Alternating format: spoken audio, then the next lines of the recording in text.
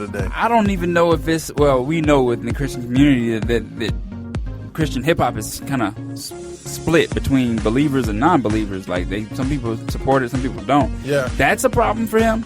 But the other problem is the world, man. The world is just hating on him, man. I really think that they just want to hold him down. I really do. Is that really happening? Who have you heard say, man, I don't want Lecrae? I just feel like when I watch the BET interviews, like the 106 & Park, it just seems so disingenuous. Like they don't really support what he's doing, but they're like, all right, you've been making noise, so we got to have you on here. People say we got to put you on here. Producers say we got to talk to you today. So, they don't know who he is or what he does or what he's about. I think Bow Wow does. Yeah, I would think so. I think Bow Wow does know what he's about. Yeah. And I think Bow Wow, what's funny is I think he's a challenge for Bow Wow because Bow Wow's career is not going well. And he's gone a nasty route, and it's not working for him. I think something's in the back of Bow Wow's head, like, I need to be doing what these dudes are doing. Yeah, but it'd just be a gimmick for him, though. He's not gonna do it. It's never gonna pop for him. It wouldn't work. It doesn't matter, but he should be doing it. Let's get that straight. He should. Yeah. But he's not going to. Well, I hope he does. But I just think people like that present a challenge for him because I think he's trying so hard to be accepted now by cussing and talking about girls and stuff. But I think he knows better. Would he get support though? Because the vast majority of even Lecrae's support is from like Christians. Like I would say from Christians. No, I'm saying I think what he's saying is Bow Wow should be doing what he used to be doing, where it was like he wasn't cursing in his rhymes. No. I think Bow Wow should be I think everybody should be a Christian rapper. But what I'm saying is I think for somebody like Bow Wow, the pressure is probably even stronger because his career is not even working. It's not like you're selling out for no reason. I think he was one of those childhood stars that just eventually has to hang it up and start like he needs to be a Nick Cannon. He needs to be putting out big things underneath his brand. But I don't think nobody takes Bow Wow serious. That's the other issue. I think that they still see him as the dude rocking the Mickey Mouse chain. Yeah. Yeah, you're right. I mean, because he's still the same height, so. Shots fired. Sound off for today. That was it. All right, so the Roman Catholic Church, the Roman Catholic Archbishop of Atlanta apologized this week for building a $2.2 million mansion for himself. Its construction was made possible by a large donation to the archdiocese on the condition that it be used for general religious and charitable purposes. Sound off. You only live once, and you might not know where you're gonna end up. What does that mean? I don't know, man, but that was a bad move. That was a real bad move. You said $2 million, $2.2 million mansion. Yep. He's going to be on the Preachers of Atlanta. Yeah. So that's why he was getting prepared. He's going to be the first Catholic. Yeah, first Catholic. Interesting. No, man, that's not a good look at all. I mean, come on, that's unless he got that Solomon fever, he thinks he's supposed to be building the temple to God. I've never heard that about you said a Catholic. Okay, well, let me play the other side. Yeah. What if he has $2.2 million? Like, can a man of God not buy a house that he can afford? Yeah, he can. He shouldn't. He shouldn't. Why is that? I just think you have too many issues going on in your church, in your community, for you to be living like that. Like, what? It just, to me, I have a hard time understanding why people live like that. But when does it? Because at the end of the day, someone literally could look, and I mean, you don't live lavish, but someone could look at how you live. Thank you, Cyrus. And say, no. I'm saying like, but someone literally could look at how you live and say like, oh, you're living too lavishly. Like I can see someone saying that. I can explain that. Someone say you have more than one car. What? Like you should sell them cars and give it to the poor. Like, I can explain that. I live on credit, y'all. I'm just kidding. I'm kidding. No, seriously though. I mean, I just think that at some point, man, it becomes extreme. It becomes too much like you're the rich man that God is telling to give away your stuff. Man. Does the same rule apply for Christian pro athletes?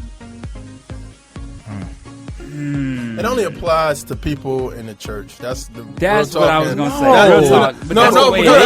Because church though. No, but what I'm saying, like when it comes to like pastors and stuff, people in the world and even in the church sometimes think like You shouldn't have all that. You shouldn't have all that. Even if you are a Christian and you are an attorney or you a Christian, you're a doctor, you could be balling out of control and nobody can care less. But if you say you a pastor and you live in lavish, people have a problem with that.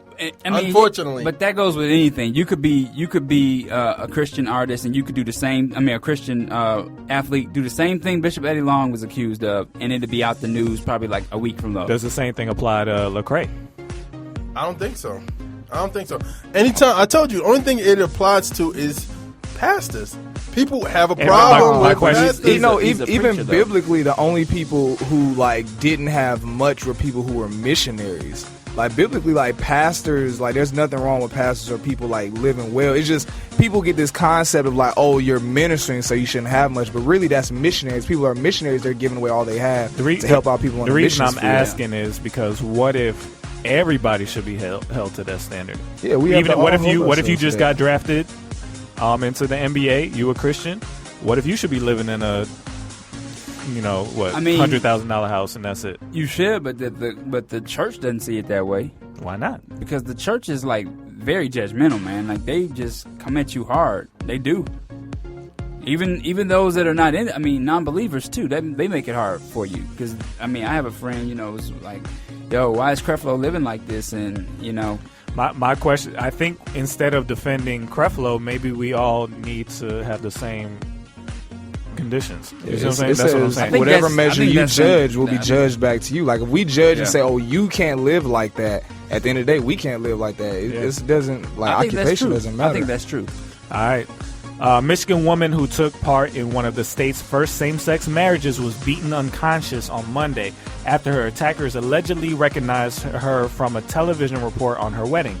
It is being reported that a group of men approached her on the street, made reference to her TV appearance while using a homophobic slur, and then punched her to the ground. Sound off.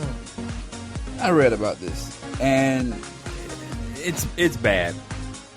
It is. I think that we can be against something and not have to support it, but we don't have to let hate take over. Here's something I thought of. Are we assuming that these are Christians? Yeah, that's what I was about to ask. No.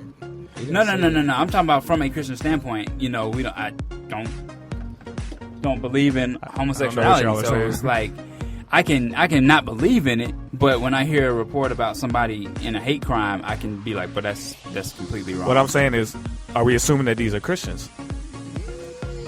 Nah, I don't think so. I don't think we can assume they're Christians, because they would be held to a whole different standard if they were. I mean, they just would. You can't just be a Christian going out there beating up people. I mean, it's not, but who? And this is sad to say, but who else in America would really have a problem? Who else in America would really have a problem with that, though, other than like really conservative Christians? That's true. Or meatheads who think they're Christians. Yeah, which you got supremacists of all kinds. I'm not saying they're real Christians. I'm saying like these are people. I mean, obviously people use their faith as an excuse to like sin or do whatever they want to do or have some type of righteousness over people. But still, I think they will probably think they are Christians. They probably think that's the right thing, is how they were raised. Look, I tried to talk about this 2 weeks ago, and I got blasted for saying that I think that there's a misconception that people take from the Bible to try to skew beliefs in other directions. I really do. What do you mean? Remember when I said that I felt like there was a point in time when white supremacists were believing that what they were reading in the Bible was for God, and so they do things out of the. So are you saying that who was wrong? What are you saying? What I'm saying is I think that they may in their minds be like, oh, God wants us to persecute the gays and the homosexuals because he's against it. But I don't understand. I don't understand that one because that's not even that's not even in the Bible. No, it's not. But I'm talking about the other thing when I was talking about masters and slaves and things like that. So that's what I was saying. Like I think that when white supremacists say that they are here to rid the world of evil and restore power to Jesus Christ, I really think that they believe that these things that are happening are not part of what God would want to see. I think they do it based off of hating the sin. You know what I mean? Like they hate the person. Yeah. But they they really hate the sin, but they're actually hating the person. Right, and I You know think what I'm that saying? in that case we could assume that the people who did these crimes could consider themselves Christians. Wow. All right. This week, the Army released a memo which outlines new appearance guidelines for men and women that some say discriminate against female African American troops. Under the new rules, hair twists and dreadlocks are not authorized, but multiple braids and cornrows are okay, as long as they're not bigger than 1/4 of an inch in diameter. Women with band hairstyles do have the option of covering them with wigs and hair extensions. The idea is that by having neater hairstyles, headgear can fit more easily. Sound off. Let Cyrus take that first. Military Discrimination. Man, I really can't say that's discrimination. I mean, it definitely sounds like that, but at the end of the day, like I guess how large are the locks? Because I mean, maybe Dookie certain braids. hairgear, yeah, stuff like that. Yeah, certain hairgear would not fit. Like it will not fit. I do know that as a fact. First off, when you decide to go into the Army, you're not You're not Yeah, you you no more. lose. Yes. You lose your rights to Okay. do what you want. Yeah. I'm gonna counter you on that. Yeah, that's true, but does that mean that we don't have the right to challenge why they say what they say? I don't think so. They can't. No, I'm talking about us. I ain't. In Oh the yeah, military. yeah. Well, No. I can't challenge just because. Well, Just because Cyrus you- signs up and he has to do whatever they say, that means I can't question what they say. You can Yeah, you question can. it, Yeah, but you can. as them, they have no rights. You signed up to say, "Hey, I want to be enlisted in the Army or the whatever." Right, but if something they're saying may be forces. racist, we don't challenge. No, it? you do, because it happens all the time. That's how the majority of things in military have changed over the past couple hundred years, because outsiders have challenged things and put pressure on the military. So yeah, that happens. But I think at the end of the day, like, could that, like, let's say if you are in war and your hair gets caught on something and you get killed, you know what I'm saying? It's like I mean, you have different. Well, things. women actually don't fight in war. Oh, Like, that's another yeah, topic. They put that in movies. Yeah, women don't fight in wars at all. Like that's all like Dang. fabricated by Hollywood. Women do not. They are not allowed to even like be infantry. What? Yeah, You know that. Stop women it! never. Yeah. That is. Yeah, of crazy. course, women are fighting that. They're trying to be infantry, but it's not gonna happen at least for a decade or two.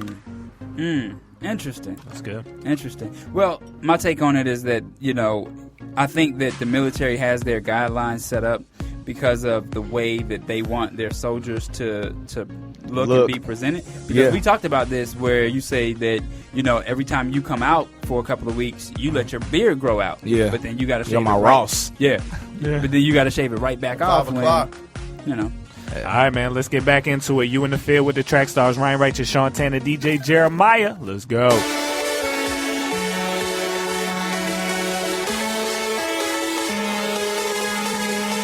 Hands up in the sky,